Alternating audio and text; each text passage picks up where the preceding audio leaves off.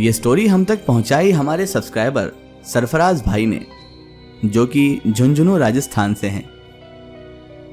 तो चलिए सुनते हैं सरफराज भाई की कहानी, सरफराज भाई की ही जुबानी। मेरा नाम सरफराज है।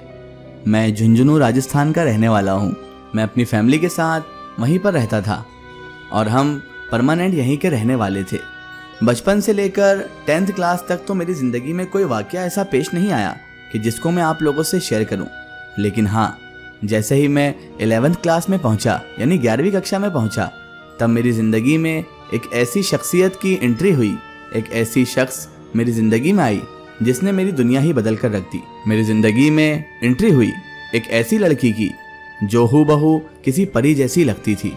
ये बात है 11th क्लास की। स्कूल का फर्स्ट डे था। मैं क्लास में पहुंचा, वही पुराने फ्रेंड्स और वही पुराने क्लासमेट्स। लेकिन तभी अचानक दरवाजे से एंट्री हुई एक खूबसूरत लड़की की। लड़की क्या कहूँ उसे, वो तो किसी परी की मानिंद थी। सुनहरे बाल, हिरन जैसी झील सी आंखें, ऐसा लग रहा था मानो अप्सरा उतर आई हो। मैंने अपनी नानी से बहुत सारी कहानियां सुनी थी परी की, लेकिन ऐसा लग रहा था इसे देखने के बाद कि वाकई ये तो शायद वही परी है जिसके बारे में बचपन से कहानियां सुनता हुआ आ रहा हूँ। और ऐसा नहीं कि सिर्फ मैं ही उसे देख रहा था, पूरी क्लास के लड़के उसे देख रहे थे। जब मेरी नज़र उस पर पड़ी और उसकी नज़र मुझ पर पड़ी तो थोड़ी देर के लिए हम दोनों का आई कांटेक्ट हुआ। हम दोनों की नज़रों से नज़रें मिली और उसके बाद उसने शर्म से निगाहें नीची कर ली। उसकी यही अदा पहली नज़र में ही मुझे घायल कर गई थी। लेकिन मैं उससे अभी जानता भी नहीं था, इसीलिए मैंने कोई जल्दबाजी ना की। बहरहाल क्लास में वो आकर एक लड़की के पास बैठ गई और वो लड़की मुझे पहले से जानती थी क्योंकि वो मेरी क्लासमेट रह चुकी थी। बहरहाल क्लास में सभी अब उसके बारे में गपशप करने लगे, उसके बारे में ही चर्चाएं होने लगी। सब लोग उसका नाम जानने के लिए बेताबी से इंतजार कर रहे थे। तभी क्लास टीचर क्लास में इंटर हुई। सभी को उन्होंने गुड मॉर्निंग कहा और हम लोगों ने भी उन्हें गुड मॉर्निंग कहा। उसके बाद इंट्रोडक्शन होने लगा। सब बच्चे बारी बारी से टीचर को अपना इंट्रो देने लगे और मुझे तो इंतजार था बेसब्री से बस उस लड़की के इंट्रो का, क्योंकि मैं उसका नाम और उसके बारे में जानना चाहता था।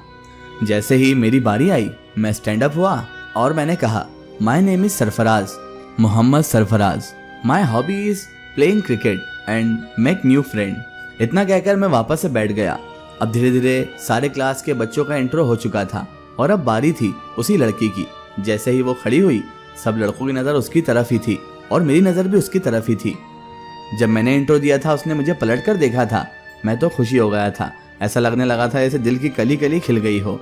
बहरहाल उसने अपनी प्यारी सी आवाज़ में कहा, माई नेम इज़ अनुराधा। उसका नाम सुनकर ऐसा लगा मानो जैसे ये नाम इसी के लिए बना हो। बहरहाल बहुत देर तक इंट्रो चलता रहा और मैं तो था बस उसकी एक झलक को तरस रहा था।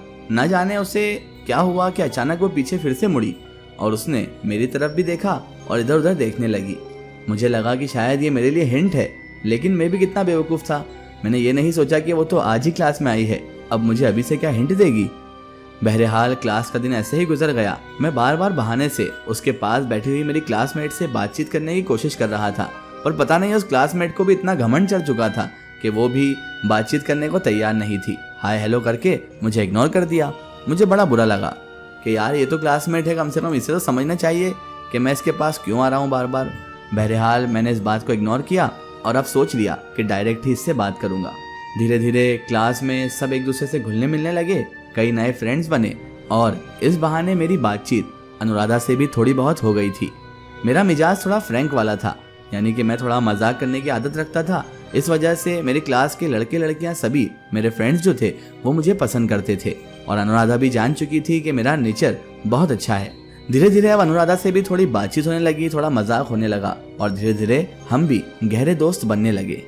1 मंथ हो चुका था मुझे स्कूल जाते जाते और अब मैं स्कूल की बिल्कुल भी छुट्टी नहीं करता था। इससे पहले तो छुट्टियों में रिकॉर्ड था, इतनी छुट्टियां करता था कि घर वाले और टीचर सभी परेशान थे। लेकिन अब तो 1 महीने से जब से अनुराधा को देखा था, मैं रेगुलर स्कूल आने लगा था। लेकिन ना जाने अनुराधा की आंखों में क्या बात थी कि समझ ही नहीं आता था कि अनुराधा है या फिर कोई परी।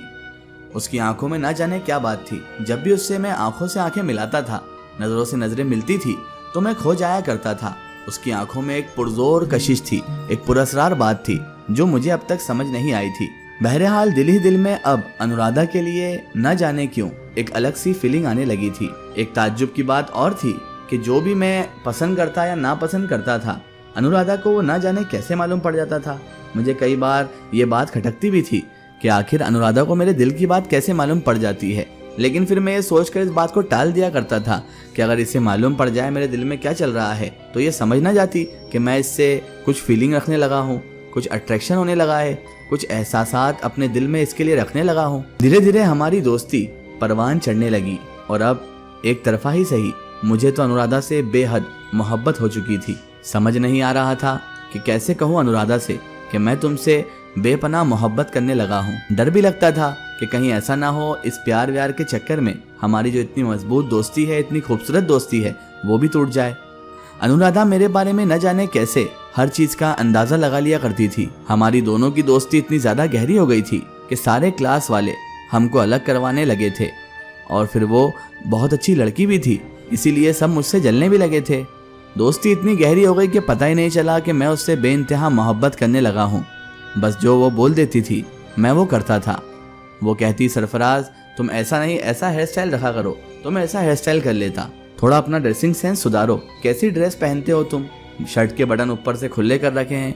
उसने पूरी तरह से मुझे सुधार दिया था और उसकी हर बात मानना ऐसा हो गया था जैसे मेरे लिए कोई हुक्म हो, मेरे लिए बॉस के ऑर्डर की तरह हो गया था। और मैं भी ना जाने किस धुन में था कि उसकी हर बात मानने पर मजबूरी हो जाया करता था।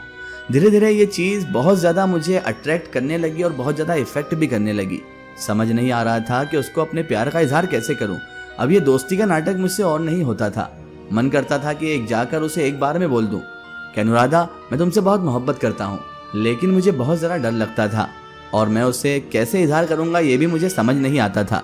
ना ही कोई गाइड करने वाला था क्योंकि सब लोग हमारी दोस्ती को ही तोड़वाने में लगे थे। तो किसी को अगर ये बात बताना मतलब अनुराधा से अपनी दोस्ती हमेशा हमेशा के लिए खत्म करने वाली बात थी। बहरहाल मैंने सोच लिया था कि अब मैं कल अनुराधा को अपने दिल की बात बता दूंगा, इजहार कर दूंगा। सोच लिया था कि जैसे ही हम स्कूल से छुट्टी होती है उसके बाद ही मैं अनुराधा को किसी सुनसान जगह देखकर अपने प्यार का इजहार कर दूंगा, कह दूंगा कि मैं तुमसे बेपनाह मोहब्बत करता हूँ। मैंने ये प्लान सही समझा और इस प्लान पर अमल करने के लिए मैंने छुट्टी होते से ही जल्दी से दौड़ लगाई और सीधा मैं साइकिल लेने पहुंच गया क्योंकि मैं साइकिल से स्कूल जाया करता था। पिताजी ने बहुत अच्छी साइकिल दिला रखी थी गियर वाली, जो उस वक्त बहुत ज़्यादा ट्रेंड में भी थी। मैंने साइकिल निकाली और अनुराधा के आने का इंतज़ार करने लगा क्योंकि अनुराधा के पास से ही मुझे निकलना था और फिर उस रूट पर आगे जाकर मुझे रुकना था। मैंने ऐसा ही किया। छुट्टी होते ही अनुराधा जैसे ही नीचे आई, मैं फटाक से साइकिल से उस रास्ते पर निकल गया जिस रास्ते पर अनुराधा जा रही थी। अनुराधा को क्रॉस करता हुआ मैं सीधे थोड़ा सा आगे पहुंच गया, यानी थोड़ा इतना दूर कि वहां पर पैदल आने में कम से कम 10 से 15 मिनट का वक्त लगे। जब तक कि मैं प्रिपरेशन कर रहा था कि मैं उससे क्या बोलूँगा। 10-15 मिनट हो गए लेकिन अनुराधा के कोई अते पते ही नहीं थे। मैं एक दरख्त के नीचे खड़ा हुआ था जो रोड की ही साइड पर लगा हुआ था।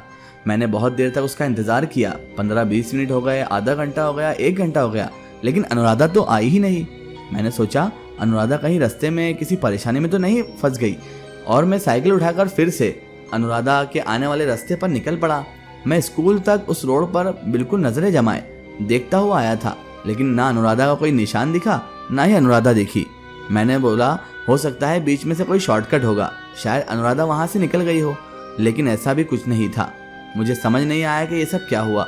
मुझे लगा शायद मैं पेड़ से जो प्रिपरेशन कर रहा था, पेड़ को अनुराधा बनाकर मैं जो इमेजिनेशन कर रहा था, उस वक्त शायद अनुराधा मेरे पीछे से निकल गई और मैंने अपना माथा पकड़ लिया। मैं वहां से सीधा घर पहुंचा और सोचा कि कल तो मैं पक्का अनुराधा से अपने दिल की बात कह ही दूंगा। इसकी आगे स्टोरी हम देखेंगे इसके अगले पार्ट में। अगर आप भी अपनी लाइफ की कोई रियल स्टोरी या कोई भी स्टोरी हमसे शेयर करवाना चाहते हैं ताकि हम उसे अपने चैनल पर अपलोड करें, तो आप हमारे Facebook page my story book और Instagram page my story book को फॉलो कर सकते हैं। Facebook insta page my story book को फॉलो करें और उस पर हमसे जुड़ें।